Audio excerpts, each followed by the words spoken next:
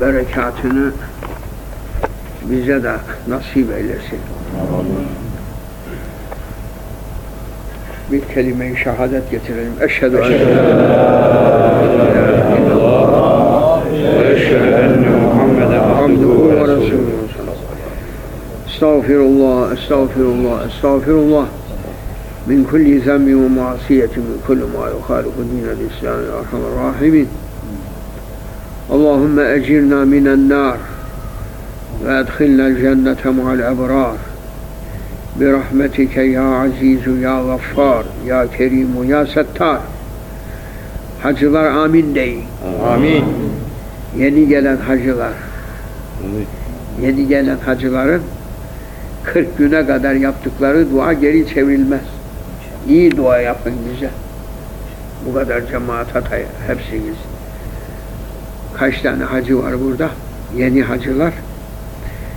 40 güne kadar Cenab-ı Mevla onlara bu ihsanda bulunuyor. Onun için duaya bahil olmayın demiş evliyalar. Evliyalar Sultanı Şeyhimiz Hazretleri de. İyi duaya meşgul olun. İyilik isteyin. Ümmeti Muhammedi hakkında münacatınız daim olsun. Ta ki Cenab-ı Allah bu ümmetin işini doğrultacak kullarını göndersin. Ve bizi de onlara yardımcılar olsun. Şimdi meded ya seyyidil destur. Meded ya ricalallah.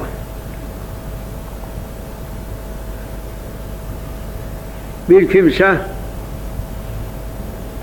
hak yoluna bu kadar yakın. Bir kimse biraz daha yakın. Bir kimse biraz uzak. Bir kimse biraz daha yakın. Şimdi Müslümanlara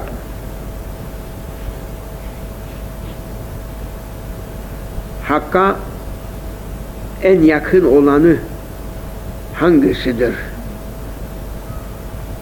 Onu takip etmek lüzum eder. Şimdi bizimle İslam güneşinin doğduğu tarih arasında 15 asır geçmiştir. Bugün sizin takviminize göre yeni Hicri sene başlangıcıdır ama aslında Hicri sene dün başlamıştır.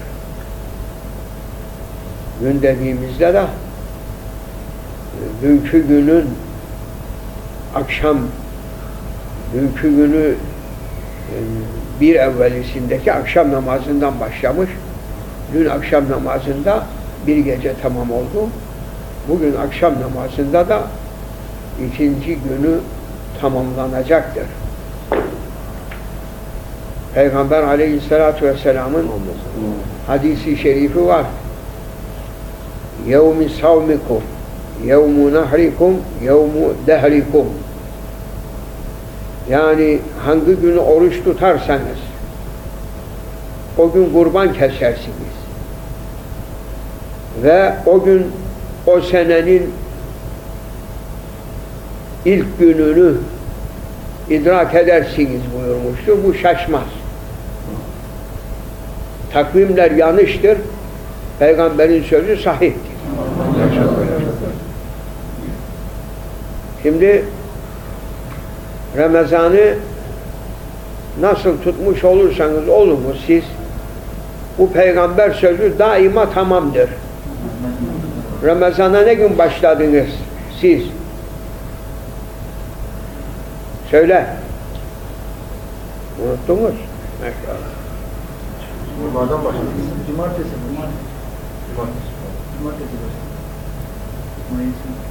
Ramazan cumartesi. Kurban Bayramı ne gün? Bugün ne?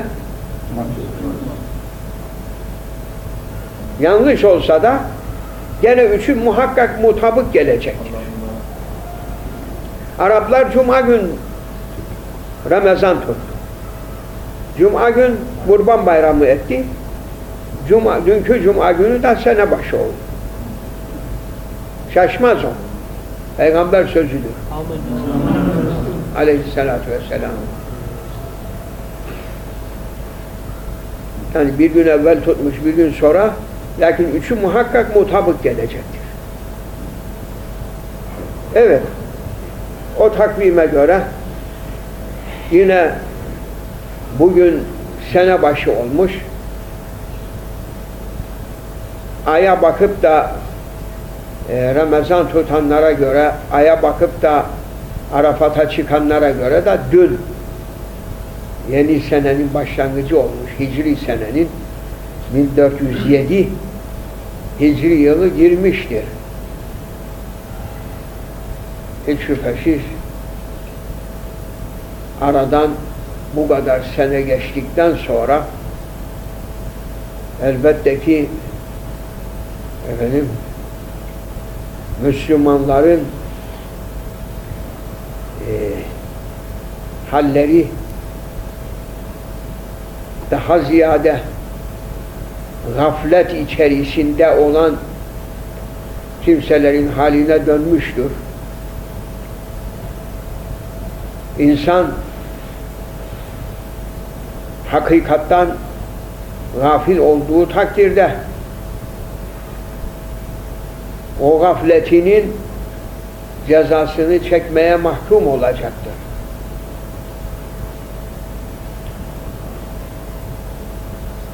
Yani biz gafil idik diyerekten o özürle bir kimse Cenab-ı Hakk'ın huzuruna varsa makbul olacak değildir. Gözümü neye açmadın? Sana biz iman nuru vermiş iken seni kör bıraktım mı ben? İman nuru olmayandır kör. Ki estaizu la ve men kâne fî hâdî âma fehuve fil âhireti âma buyuruyor Cenab-ı Allah. Bu dünyada ama olan öteki dünyada da amadır diyor. O demek değildir ki baş gözü görmeyen ama bir kimse dünyasını görmediği gibi ahirette de yine ama kalkacak. Haşa. Belki Cenab-ı Allah iki göz nurundan mahrum ettiği bir kimseleri de yok. Öteki kullarına vermediği bir rahmetiyle taltif edecek, mükafatlandıracaktır. Ve onlara hususi ilk nazarı cemaline seyrettirip gözlerini açtıracak. Peki maksud nedir orada ama? Bu dünyada ama, ahirette de ama manası yani dünyada kalp gözünü ama bırakmış olan iman nuruyla kalp gözünü açmamış olan kimse manasınadır. Onun gibi yine öyle mahşerde de öyle girer. Ben sana iman nuru vermemiş miydim? Ne için sen dünyadayken gafil oldun? Neye gözünü açmadın? Neye hakikatten gafil oldum diyorsun? Sana ben iman nuru vermiş iken hadi vermediklerim başka. Sana vermiş iken neye sen gafil oldun hakikatten? Aradan 1407 yıl geçmesi dolayısıyla insanlar taklitten tahkika hakikata yürümekten yorulmuşlar ve bırakmışlardır o yolu. Halbuki Cenab-ı Hakk'ın emri taklitte kalmayınız, hakikata ulaşmaya çalışınız buyuruyor. Evet, dünyaya ne yapmak için geldik? Yemek, içmek, çiftleşmek içinse hayvanatın da işi odur. Başka iş yapmaz onlar. Senin işin gücün oysa, senin sınıfın yerini bilesin o zaman. Senin yerin de orada. Çekin bunu da ahıra diyecekler kıyamet gününde. Öyle değil mi? Bu başka iş yapmamış. Bunun bu tarafta işi yok. Bağlayın, çekin ahıra. Eğer yani dünya hayatından maksat buysa, size verdiğimiz aklın yeri neydi?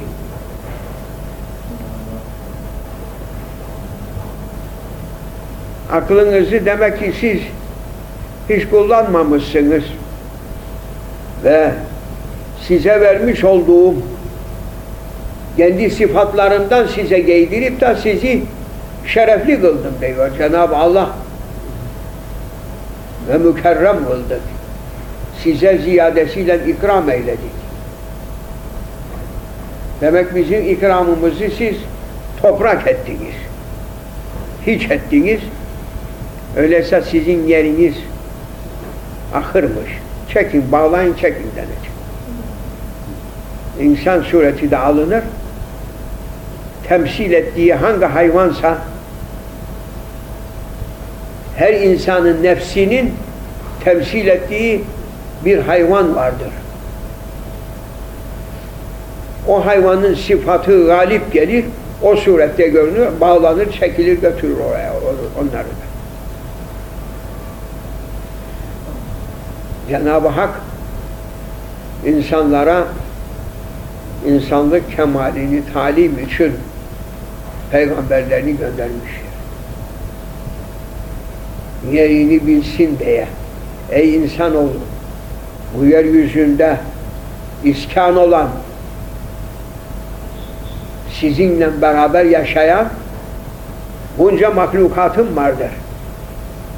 Siz yerinizi ayırt edemediniz öteki mahlukattan.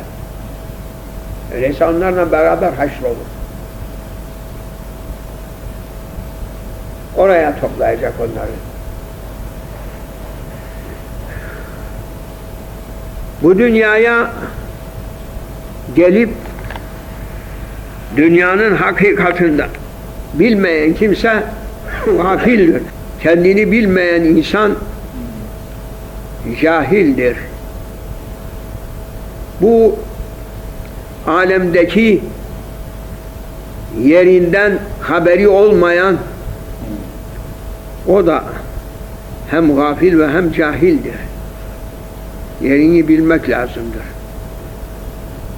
İşte demek ki bu alemdeki hakikata bakmayan, hakikati bilemeyen insan kendi yerini de tayin edemez. Kendi yerini ne zaman tayin eder? Hakikati bildiği vakitte. Evet. İnsanlar her şeyi yapıyorlar, her yere koşturuyorlar. Etraflarında olan her şey onları alakadar ediyor ve alakadar oldukları her şey hakkında malumat alıp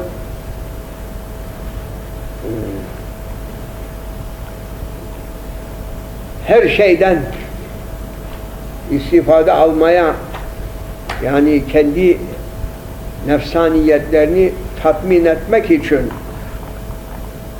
uğraşıyorlar. insan kendi etrafını bırakıp da kendine dönmedikçe hakikati bulamayacaktır. Biz hep dışarısıyla meşgul olduğumuzda kendi kendimize dönüp, kendi kendimize kalıp, kendi kendimizi tanımaktan mahrum kalıyoruz. Kendi kendini bir kimse tanımasa Mevlasını tanımaz demiş Peygamber aleyhissalatü vesselam. Yani Cenab-ı Hakk'ı tanımanın yolu senden geçer. Sen kendini tanıdığın takdirde Cenab-ı Hakk'ı tanımaya yol bulursun. Yoksa kendisini tanımayan adamın kendisini yaratanı tanıması imkansızdır. İşte o peygamberlerin hatemi bulunan Efendimiz Aleyhisselatü Vesselam ekmel olan marifet ile gelmiştir ki Cenab-ı Hakk'ın marifetine dair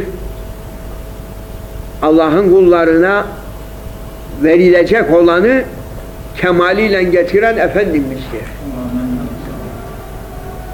Ve senin talebine göre de o kemalden sana verilir. Şimdi pat diye koşturan bir motorlar vardır. Onlara bu benim sakalımın teli kadar bir petrol aksa motoruna kafidir. Onu koşturtturur.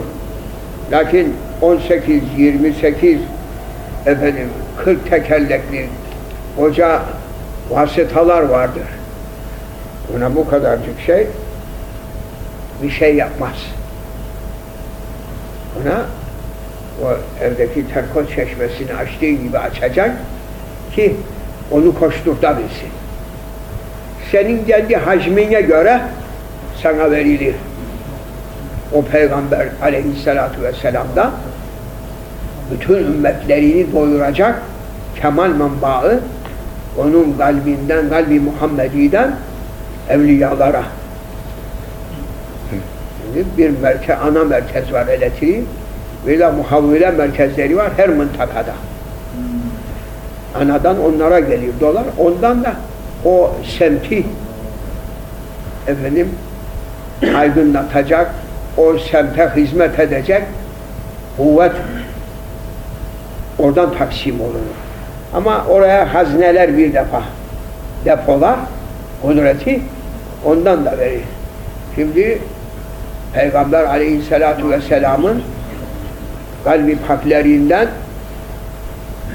kalbi paki Muhammedi'den evliyaların onun kalbi paki Muhammediye Cenab-ı Hak'tan gelen inayet orada haznelenir. Sonra o Mağrib Maşrik mabeyninde her asırdaki evliyaların kalplerine aktarılır. Onlar talip olanlara talebine göre, ihtiyacına göre de açar. O kuvvet bağını onlara gönderir. Talebine göre verilir. Talebinin üstünde verilmez. Sen ne kadar istersen hudut yok. Kulun talebine hudut yok. Cenab-ı Hakk'ın vergisine hudut yok. Cenab-ı Hakk'ın hazinelerinin sonu yok. Ben istediğimde vermedi diyen adam yalan söyler. Ki Cenab-ı Hak demek ki sende sıdık bulmadı. Sende ihlas bulmadı ki vermedi sana. Men etmesindeki hikmet odur. Sen sahiplik yapamayacaksın. Kıymetini bilmeyeceksin. sıdk-ı sadakatta kemal üzerine değilsin, binaenaleyh sana onu vermiyor. Men etmesindeki hikmet, o bir küçük çocuk anasının elindeki kıymetli yüzüğü veyahut boynundaki pırlantayı ağlayıp sızlasa da o küçük bıçağa anası onu verir mi? Verirse o da ahmak. Ama istiyor. İstiyor da vermiyor. Yahu ne var verse esirger mi anası ondan? Esirgemez. Lakin zapt edemeyecek. Ona bir kırmızı şeker verse boynundan çıkarıp verecek. Dünyanın en kıymetli mücevheri olsa o çocuğun nazarında kırmızı şeker kırmızı yakuttan daha aladır. Yakutta da tuz yok ağzına koysa ama şekerle o ferahlanır. Sen de öylesin. Binaenaleyh Cenab-ı Hak vermez değil. Lakin senin sıdkını ve ihlasını yoklar. Gözetebilecek kimseyse ona verir. Gözetemeyecekse neye verecek? O vakit o hazinelerini son nefese 7 nefes kaldığı zaman perde perde aşmaya başlar.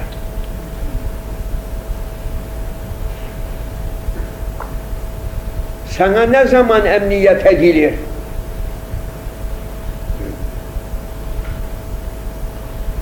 Yedi nefes kaldığında bir kimsenin dünyadan gitmesine Hacı Ali Efendi burasına getirip de otursan dünyanın en güzel kızını, kadınını hareket var mı? Var mı? Bitti. Emniyet var o adama şimdi.